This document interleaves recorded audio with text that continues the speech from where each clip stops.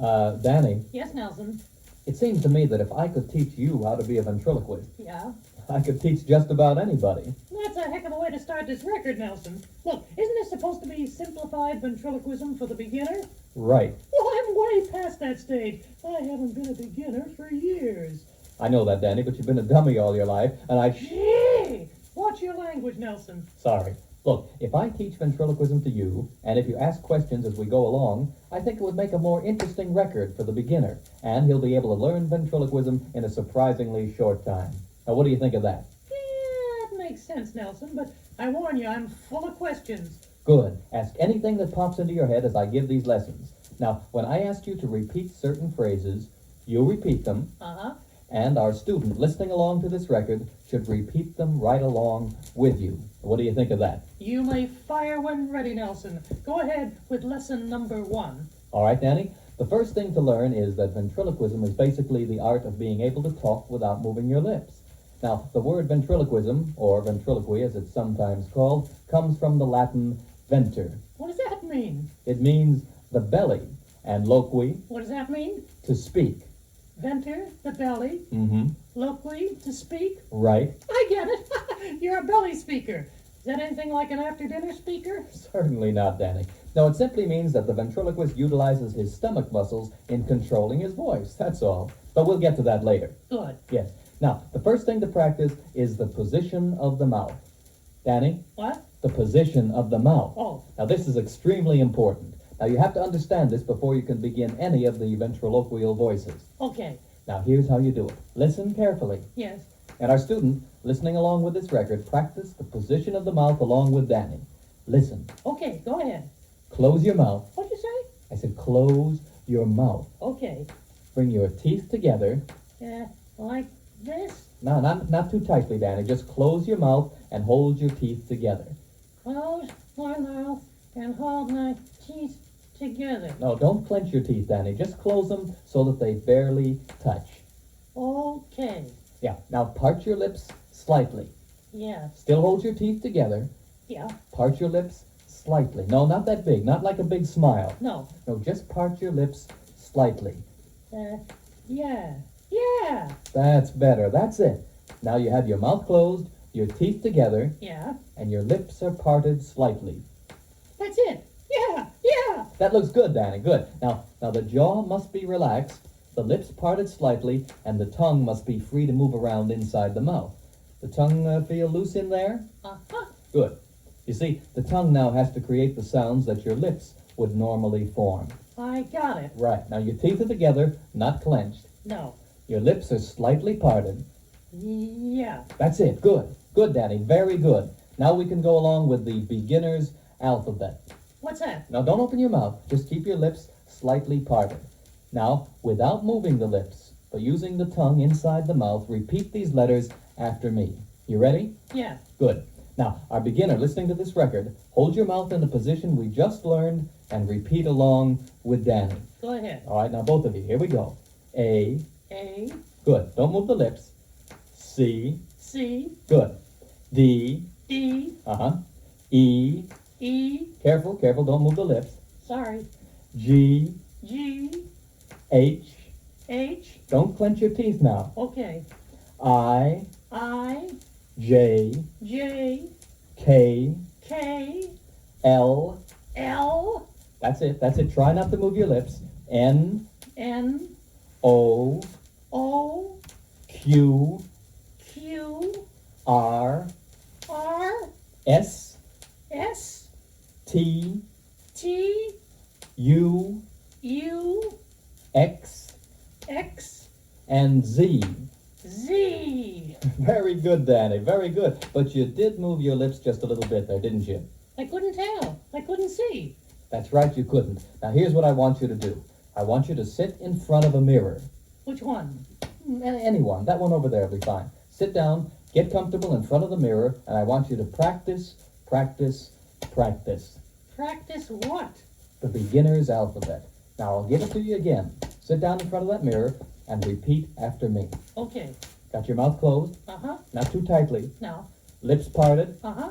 tongue loose inside the mouth, Uh-huh. Here we go. Once again, faster this time. You and our student together. Here we go. A, A, C, C, D, C, C, D, C, C, D, C, H, A, G, H, A, G, H, A, G, I, I, J, J, K, K, L, L, N, N, O, O, Q, Q, R, Q, R, Q, T, U, U, X, X, Z. Z. Very good, Danny. Now, I want you to sit down in front of the mirror for about a half hour. A half hour. Yes, just sit in front of the mirror. All right. Yes, just sit in front of the mirror. All right. Yes, just sit in front of the mirror and keep repeating the beginner's alphabet over and over and over again until you can see that your lips are no longer moving. Got it? Got it. Good. Now go ahead. And that's about all there is to lesson number 1, except for the practice that goes before going on with lesson number 2. Do as Danny will be doing for the next half hour or so. That is, sit down in front of the mirror and practice what you've learned so far. Now you can go back on this record and play the beginner's alphabet over and over again, as long as you sit in front of the mirror and try to pronounce those letters along with Danny, without moving your lips. Go ahead and good luck. Well, Danny, Yeah, have you had about a half hour in front of the mirror? I have, Nelson, and listen, I'm beginning to sound like a real ventriloquist. And I'll bet you're finding out it's getting more comfortable for you and easier to hold your mouth in that position, isn't it? Yeah, my mouth feels very relaxed. I can do that whole beginner's alphabet without moving my mouth at all. This is a cinch. All right, now, since you're doing so well, let's move on to the more difficult letters. Okay, which ones are they? B, F, M, P, V, W, and Y. Oh, yeah, that's easy. It didn't work. No. I guess I got drunk with power. Mm-hmm. But I did so well with the others that I thought... That's just it, Danny. You see, too many people try to learn ventriloquism overnight, and it just can't be done. No. It's a process of practice, and more practice. Oh, I know that. All right. But if you follow my lessons carefully, Danny, I believe that both you and our student listening to this record will have the fundamentals very shortly. The practice, of course, is up to you. I understand. Well, let's get down to business. Okay. The difficult letters must be taken up one at a time, Danny, because you see, since the ventriloquist must not move his lips, he has to find a substitute sound for each letter. Where will we start? Let's start with the letter B. Now, Danny, as you found out the hard way, you can't say the letter B without moving your lips. No. No, so we have to substitute another sound for the letter B. In this case, we'll use the sound of the letter D. Wait a minute, Nelson. D doesn't sound like B. Not to me, anyway. Well, here's where the practice comes in. You must learn to say D while you think of B. Get it? No. All right, let me put it another way. No ventriloquist can get a perfect B sound without moving his lips. No? No. So you must make your audience believe that you're saying B while you're actually saying D. How can you do that? The only way you can do this, Danny, is with a lot of practice in front of the mirror again, saying D, but thinking B. Saying D, but thinking B? Yeah. Let me give you an example. Go to the mirror and try this sentence. Okay. Look in the mirror now. Hold your mouth in the position I taught you. Yeah, I know the position. Okay. Now say this sentence. The boy bought a basketball. Using the letter D instead of B. Yes. Say the boy bought a basketball. Okay, here I go. The boy bought a basketball. That sounds terrible. I'll admit it never sounds like much the first time you try it, but I can't impress upon you too much the importance of thinking B while saying D. Now try it again. Okay. The same sentence. The boy bought a basketball. Well, that sounded better, but I moved my lips a little. Okay, try it again and try not to move your lips this time. Try hard. Now say D, but think of the letter B. Okay, here I go again. The boy bought a basketball. That's getting better, Danny. That's getting much better. Now do it again. The boy bought a basketball. Getting very good. Danny, I guarantee you that if you sit down right now and practice this letter for about 20 minutes, you'll be ready to fool any audience into thinking you're actually saying the letter B without moving your lips. Hey, this is fun. The boy bought a basketball. The boy bought a basketball. You see, a ventriloquist only improves with practice and experience. Now, you're doing okay, but remember, you've just started. There's still plenty of room for improvement. Now, I want you to take the next 20 minutes and sitting in front of the mirror, practice this sound until you think it's perfect. And if our student is really being conscientious about his lessons, he'll take time out right now and do the same thing. Holding your mouth in the position you've learned, repeat the sentence over and over, looking in the mirror and saying the letter D while thinking of B. Go ahead. Okay, here we go. The boy bought a basketball. The boy bought a basketball. The boy bought a basketball. The boy bought a basketball.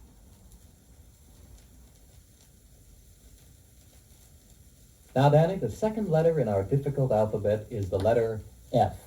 What do we do with this one? The very same thing we did in learning how to pronounce the letter B. What's that? Substituting another sound. It's just as simple as that. Now remember, you concentrate on one sound while you say another. I remember that. What do we do this time? Well, instead of saying F, we'll use the TH sound, like in the word thee or they. You know, say the. The? Oh, you mean instead of saying F, I'll say F. Like ETH, like that? That's it, F. Not F, but F. Sounds like you got a lisp, doesn't it? Yes, yes. But that's the way we do it, Danny. We say F, ETH, instead of F.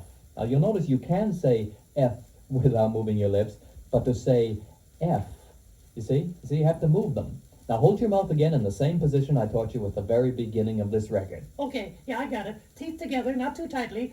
Lips slightly parted. The tongue loose in the mouth. Yeah. Okay, go ahead. Now, think of the letter F, but say F, like ETH, F. Okay, here I go. F. Hey, that's not bad. Not good, you moved your mouth. Oh, sorry. Come on, back to the mirror you go. Okay. Now look in the mirror, Danny. You're going to say F. That's as if it were ETH. Say it. F. Instead of F. Now here's a sentence for you.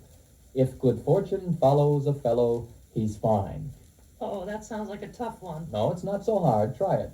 Now remember, ETH instead of F. Okay, let's see. I look in the mirror, hold my mouth in the right position. Here I go. If good fortune follows a fellow, he's fine. That sounds pretty good.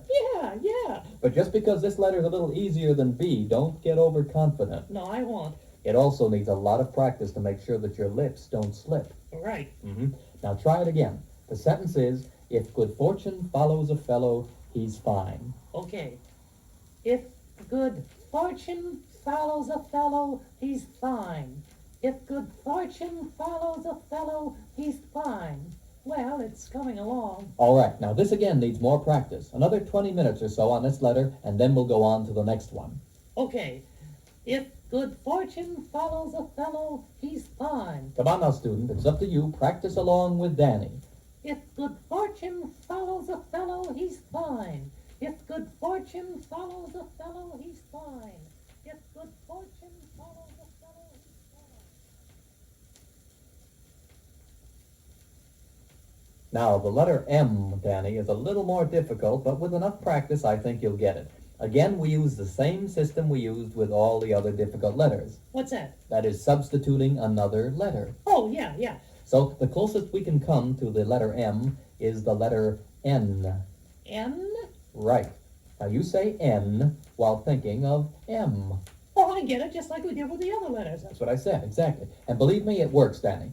Now, you found out it works pretty well with the letters B and F, didn't you? Uh-huh. So let's try it with the letter M. Now, think of the letter M Right. while you actually say the letter N. Okay, give me a sentence. I can hardly wait to try this one. All right, let's try a simple sentence like, many men make money. Are you kidding? Go ahead. All right. Many men make money. That's what I say? Right, now try it using the letter N. While I'm thinking of M. Okay, here goes. Nanny, nan, make nunny. Oh, that's ridiculous. That's not even close. Well, don't forget, Danny, we're being extra critical here. In normal conversation, that N sound might very easily pass for M. But of course, this sound does need much more practice. You can say that again. But above all, don't become discouraged. You see, none of this is going to sound perfect the first time. Or the second time, for that matter. Well, that's true, Daddy, but try not to get discouraged. You'll be making almost perfect sounds in a surprisingly short time if you'll just follow my instructions. Okay, I'm sold. Let's get on with it. What's the sentence again? Many men make money. You do it with the letter N, but don't forget, think M. Okay, here I go. Nenny, nen, nake, nunny. Well, that was a little better. Right, try it again. Nenny, nen, nake, nunny. All right, but you're starting to move your lips, Danny. Now just relax. This is a very difficult letter, so don't let your lips become tense. Relax them. That's it. Now try again. Nenny, nen, nake, money. Nenny, nen, nake, money. Golly, the more I do it, the better it sounds. That's the whole idea. The more you do it, the better it sounds. Now come on, you'll master this one in another 20 minutes or half hour at the most. You think so? I know so. Come on, back to the mirror, Danny. And you too, student. I hope you've been doing these lessons right along with Danny. So both of you, keep your eyes on your lips, watch the position of the mouth, and here you go, over and over again, all together now. Many men make money. Yeah, many men make money. Many men make money. Many men make money.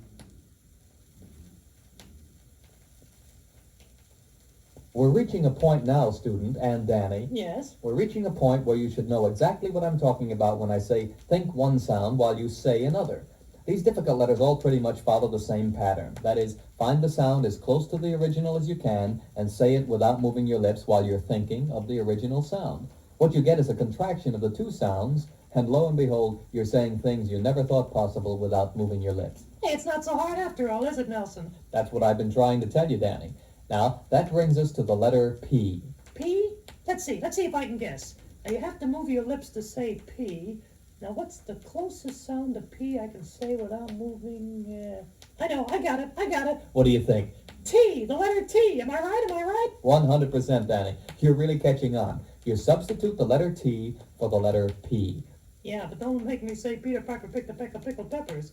Please. Okay, tell you what I'll do. Try a sentence like, please play the piccolo. I don't even know what a piccolo is. Doesn't matter, say it anyway. Okay, using T instead of P. Here goes.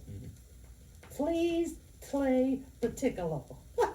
That tickles just to say it. Don't forget, while you say the letter T, you have to think the letter P. I remember. Let me get right to the mirror. I'm going to get this one fast. Hey, easy does it, Danny. I like your enthusiasm, and I hope our student listening to this record is just as enthusiastic. But remember, you can't rush ventriloquism. Practice is the rule. Okay, but let's get on to this one. The sentence is, please play the piccolo using T while thinking P. Here I go. Please play the ticcolo. Please play the ticcolo. Hey, it's coming along. Good, Danny, but take as much time with this one as you did with the others. And that goes for you too, student. So come on now, practice along with Danny. Let's hear you. Here we go. Please play the ticcolo. Please play the ticcolo. Please play the piccolo. Please play the piccolo.